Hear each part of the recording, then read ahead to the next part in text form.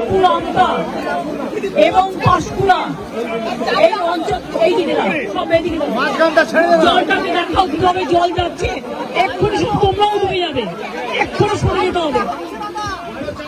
এইটা কালকে রাত্রে এই জলটা আবার ছেড়েছে নতুন করে ছেড়েছে এই জলটা।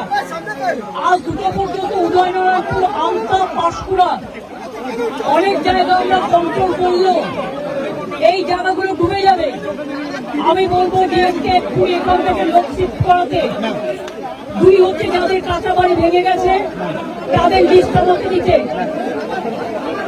তিন হচ্ছে যাদের জমি নষ্ট হয়ে গেছে, শস্য নষ্ট হয়ে গেছে, সরো জলটা দেখতে দাও, জলে ডুবে যাবে এক্ষুনি। কৃষি জমি যাদের আছে বা শস্য আছে তারা চিন্তা করেন না, তারা শস্য বীমার টাকা পাবেন শস্য বীমার টাকা। আপনারা যতদিন বাড়ি ফিরতে না পারবেন সরকার রিলিফ দেবে, আপনাদের যা সাহায্য করার করবে। এটা ঝাড়খণ্ড জল ছেড়েছে এবং ডিবিসি কেন্দ্রীয় সরকারের সংস্থা আমার মনে হচ্ছে 4 লাখ কিউসেককে ছাড়িয়ে গেছে, যা কোনোদিন জীবনে হয়নি। কারণ আমরা 5 লক্ষ পুকুর কেটেছি, আমরা 500 কোটি টাকার চেক ড্যাম করেছি, আমরা কপালেশ্বর কেলেঙ্গাই প্রোগ্রামের মধ্যে দিয়ে অনেক এলাকাকে সেভ করেছি। ঘাটাল মাস্টারঘাট প্ল্যান যেটা পড়ে আছে 10 বছর ধরে, সেটাও আমরা ডিপিআর তৈরি করছি, আগামী 2 বছরের মধ্যে করে দেবো। কিন্তু তা সত্ত্বেও যদি এই রেটে জল ছাড়ে আর ডিবিসির জল ধারণ ক্ষমতা এখন মাত্র 36% এসছে, কেন কেন্দ্রীয় সরকার ডিবিসি ড্রেজিং করবে না, ডিসইনফেকশন করবে না? ডিবিসির জলে কেন বাংলা ডুববে আমি জানতে চাই, আমরা কৈফিয়ত চাই। ফরাক্কায় ড্রেজিং করে না, বাংলা ডোবে, বিহার ডোবে। আর ডিবিসি ড্রেজিং করে না, বাংলা ডোবে, বাংলায় জল ছেড়ে দিয়ে ঝাড়খণ্ডকে সেফ রাখে। এটা তো ঠিক নয়। বাংলা একটা নৌকার মতো, আর সব জল নেপালে বৃষ্টি হলে উত্তরবঙ্গে ঢুকবে, ভুটানে বৃষ্টি হলে জলপাইগুড়িতে ঢুকবে, আলিপুর দুয়ারে ঢুকবে, কুচবিহারে ঢুকবে, নর্থ বেঙ্গলে ঢুকবে। আর মালদা নদীতে গঙ্গার ইরোশন মুর্শিদাবাদে, আর দক্ষিণবঙ্গ ডুবছে ডিবিসির জলে। এবং আমি যা শুনেছি কাল রাতে জলের ওপর আবার জল ছেড়েছে। এই জায়গাগুলো ভেজা ছিল না, অনেকটা দূরে ছিল, আমাকে এসপি বললেন, ডিএম বললেন এটা এক্ষুনি হয়েছে। এবং দেখুন এক্ষুনির মধ্যে এতটা ডুবে গেছে। আমি সবাইকে বলবো জলে ঝুঁকি নেবেন না, জল আর আগুনে ঝুঁকি নেবেন না। অন্তত 2 দিন একটু সেফ প্লেসে থাকুন, তারপরে জলটা বেরিয়ে গেলে তারপরে আপনারা আস্তে আস্তে বাড়ি যাওয়ার মতো পরিস্থিতি থাকলে তখন বাড়িতে যান। আর আমি অ্যাডমিনিস্ট্রেশনকে বলবো যা রিলিফ দেওয়ার কোনো যেন রিলিফে অভাব না হয়। প্রত্যেকটা পরিবারকে দেখে নেবেন, আপনাদের কাছে সবকিছু দেওয়া আছে, কেউ যেন অসুবিধায় না পড়ে।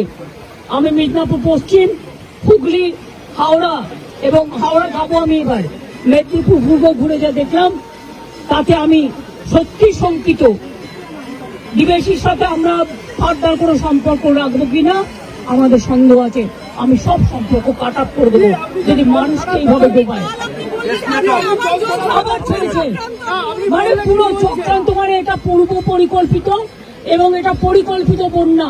এটা আমাদের বৃষ্টির জলে বন্যা নয়, বৃষ্টি হয়েছে 3-4 দিন, কিন্তু এটা ম্যান মেড প্ল্যান। আমি আবার আপনাদের বলছি, আমি এখানে যারা আছেন এই দেখুন কতটা ভরে গেল আপনারা থাকতে থাকতে। আমি আপনাদের অনুরোধ করব সরে যান এক্ষুনি মানুষকে নিয়ে। সামনে থেকে যারা দোতলায় দাঁড়িয়ে আছেন ওই বাড়িটাও ভেঙে পড়তে পারে জলের তোড়ে, প্লিজ আপনারা সেফ জায়গায় চলে যান। জল কিন্তু 8 ঘন্টার মধ্যে ডুবিয়ে দেয় সব, আগুন যেমন হু হু করে ডুবিয়ে দেয়। আমরা পাঁশকুড়া থেকে, আমি ডেবরাতেও জানি হয়েছে, ডেবরা আমি দেখতে দেখতে এলাম।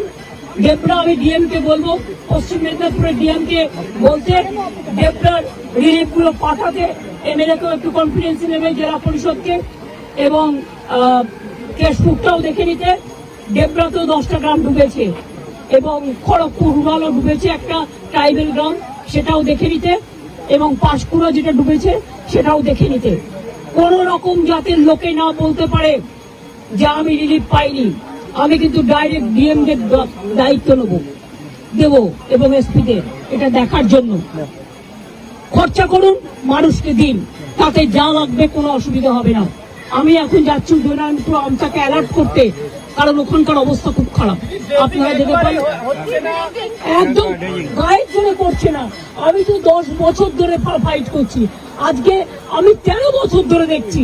কিন্তু আগে ছাড়তো 75,000, 1 লাখ কিউসেক, এবার ছেড়েছে, ওরা ছেড়েছে 4 লাখ, তেনুঘাট পঞ্চায়েত ছেড়েছে আরো 1.5 লাখ, 5.5 লক্ষ। This is very unfortunate.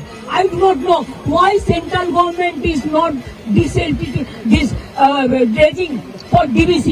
Their reservation power now it came down about 36% only, and all the water they release for Bengal. Why Bengal will be man-made flooded because of central government irresponsible activities? I am sorry, this is not Bengal water.